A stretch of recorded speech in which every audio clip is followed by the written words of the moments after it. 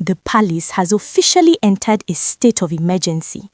Ebony's family has made a move that has shocked the entire kingdom by dragging the great lion before the ancient Igbimo Abada Council.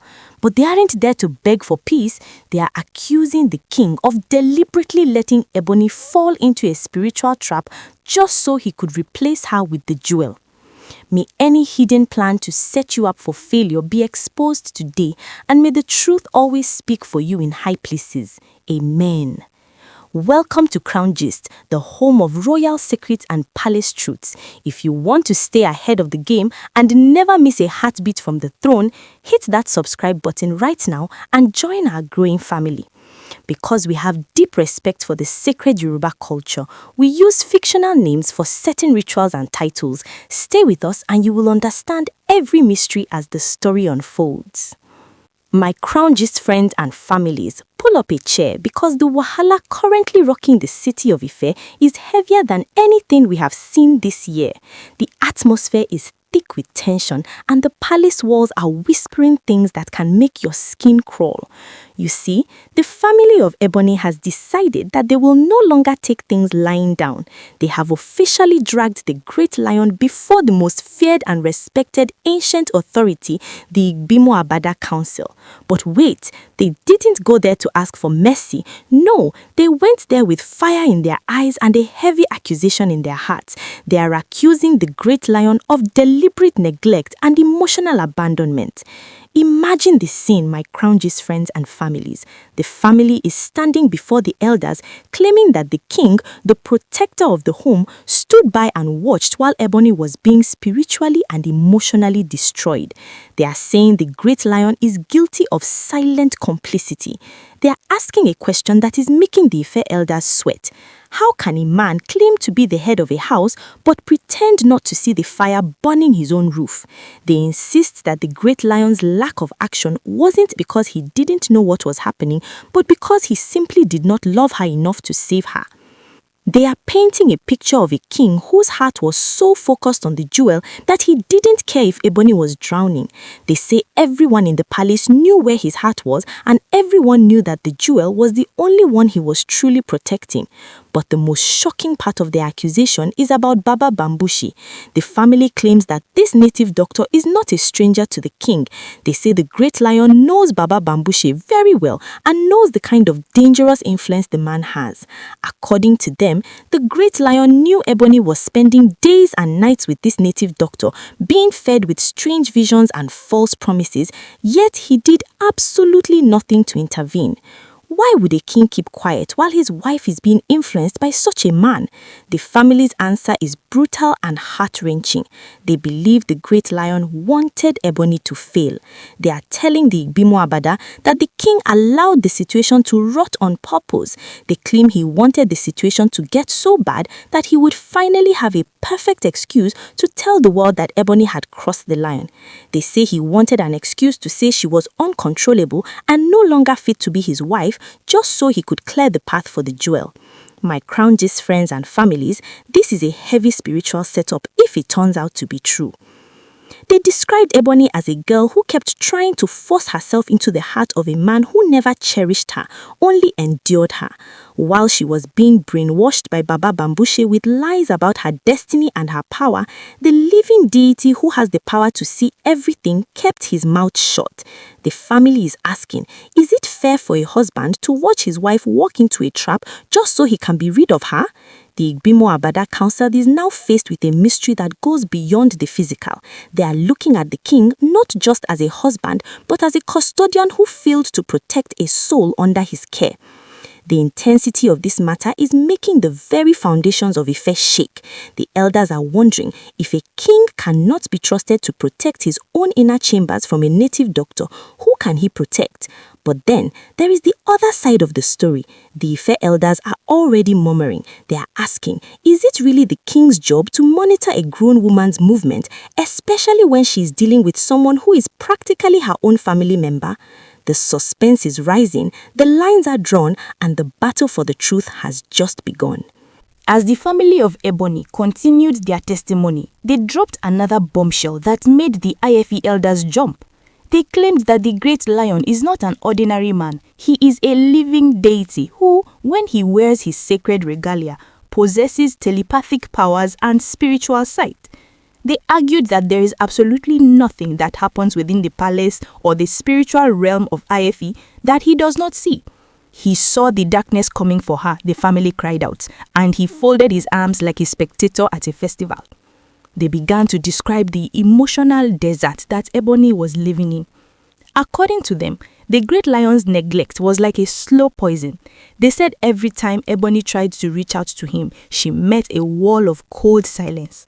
Because she was starving for his attention and love, she became an easy target for Baba Bamboshe. The family insists that the native doctor didn't have to break into her mind. The great lion had already left the door wide open by abandoning her emotionally. They say Baba Bamboshe simply walked into the vacuum the king created and filled it with the junk food of false promises and fake glory. But wait, my crown gist friends and families, the elders of the Odua Traditional Council were not just sitting there like statues. One of the high elders stood up, his voice shaking with authority. He asked the family a question that changed the entire mood of the room. You say the king knew, but what about you? This Baba Bamboshe is not a stranger to your house. He was loyal to Ebony's father. He is a member of your own bloodline.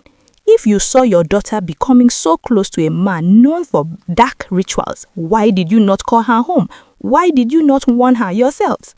The suspense in the room was so thick you could cut it with a knife. The family stuttered, but they quickly pivoted back to their main point. They insisted that once a woman enters the palace, she belongs to the king. Her safety, her soul, and her direction are in his hands. They argued that even if Baba Bamboshe was a family member, the great lion had the spiritual remote control to stop the influence if he wanted to. They are sticking to their guns. The king allowed the relationship to flourish because it served his long-term plan to bring the jewel back into the center of the palace. The Ebony family described how the great lion watched Ebony's behavior shift. They said her confidence became strange, her eyes became wild with unrealistic expectations, and she stopped acting like a queen and started acting like a woman possessed by ambition. And through all of this, the king supposedly watched her like a scientist watching an experiment in a lab. He knew she was going to crash, and he was just waiting for the moment of impact so he could call the cleaners and clear her out for good. My crown gist friends and families, this is a massive psychological and spiritual battle.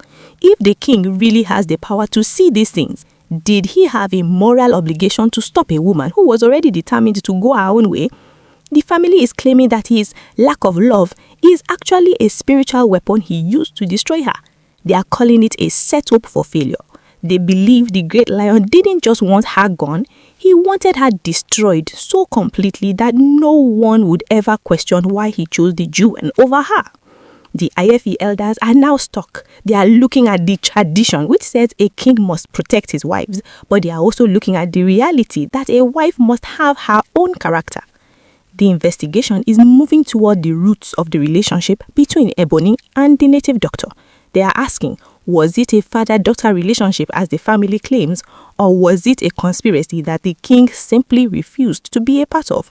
The tension is boiling over and the people outside the palace are starting to take sides. The great lion did not shout. He did not roar. He spoke with a voice that was low, deep, and filled with a coldness that made the family of Ebony shiver where they stood.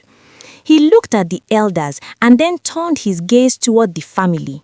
He asked them one simple question. If a person chooses to drink from a poisoned well because they are thirsty for power, is it the fault of the person who owns the land or the fault of the thirst that drove them there? The great lion began to pull back the curtain on what he had really been seeing. He admitted that yes, he saw everything. He is the Kabiesi, the one who sees when others are blind. But he explained that the palace of Ogunjaye is not a prison. He told the council that Ebony was not a child. She was a woman who walked into the palace with her own eyes open. He revealed that he had tried in the early days to draw her close, but her heart was always wandering toward the shortcuts offered by people like Baba Bamboshe. He told the Igbimo Abada that Ebony's family is being hypocritical. He reminded them that many times when Ebony would leave the palace to visit them, she was actually going to hold secret meetings with this same Baba Bambushe. "You say I neglected her," the king said, "but did I not provide everything a queen could need? What she was starving for was not my attention, but a crown that was bigger than the one I gave her. She wanted to rule me, not walk beside me." This statement made the Ife elders whisper in shock. The great lion was basically saying that Ebony's hunger for power made her deaf to any warning he could have given. The intensity reached a boiling point when the king addressed the accusation that he wanted her to fail. He asked the elders, "If I wanted her to fail, why did I wait all these years? Why did I endure the wahala, the insults, and the constant friction she brought to my house?" He argued that his silence was not indifference, but a test of character. He believed that if he forced her to stop seeing the native doctor, she would only do it in more secret ways. He wanted her to choose the light on her own, but instead she chose the dark promises of her uncle. My Crown Gist friends and families, can you feel the emotion in this? The great lion's voice reportedly cracked with a bit of pain. He mentioned how he saw the jewel being attacked daily by Ebony's influence, yet the jewel stayed in her place of peace. He compared the two, saying that while one wife was busy looking for remote controls to bend the king's will, the other was busy praying for the king's soul. He asked the family, "Why should I protect a woman who is actively looking for ways to spiritually lock my heart? Is that a wife, or is that an enemy within the gates?"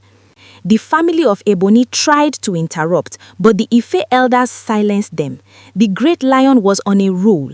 He revealed that the visions Baba Bambushe was giving Ebony were not secret to him. He knew she was being told she would be the greatest queen, and he watched as that pride turned her into someone he no longer recognized. He said he didn't set a trap. She built a cage for herself with her own hands and invited Baba Bambushe to lock the door. The suspense is now shifting. The council is starting to see that this is not just about a king and a wife. It's about a spiritual war for the soul of the throne. The great lion has turned the table on the family. He is no longer the accused. He is now the judge. He told the Igbimo Abada that if the family wants to talk about neglect, they should talk about how they neglected to teach their daughter that a crown is not earned through charms but through character. The lead elder of the Igbimo Abada, a man whose face is hidden behind the ancient veil of tradition, finally stood up. He looked at the family of Ebony and then at the great lion. The silence lasted for what felt like an eternity. He began to speak, and his voice sounded like the rolling of distant thunder.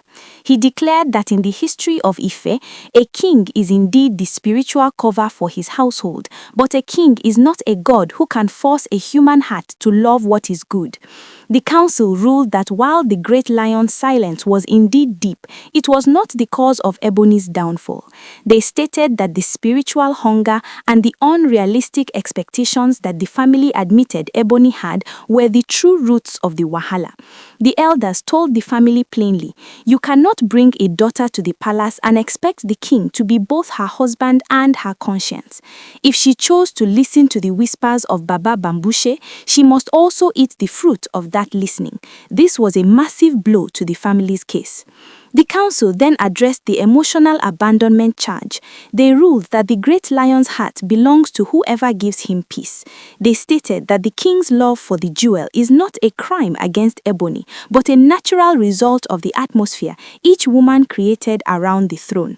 They told the family that the king did not set a trap. Instead, the family and Ebony were the ones who allowed a bloodline member like Baba Bambushe to operate in a way that threatened the peace of the Ogunjaye lineage. As the final judgment was passed, the elders ordered a total spiritual cleansing of the palace. They declared that any influence Baba Bambushe had over the royal quarters must be uprooted and burnt. They warned the family of Ebony that trying to blame the living deity for the consequences of their own choices is a dangerous game that could lead to their total exile from the royal courts. The great lion stood up, his regalia shining with a new light of victory, while the family of Ebony left the chamber in total shame. My crown gist friends and families, the lesson is clear. You cannot blame the sun for the darkness you choose to walk into. The great lion has been vindicated, and the jewel remains the pillar of peace by his side.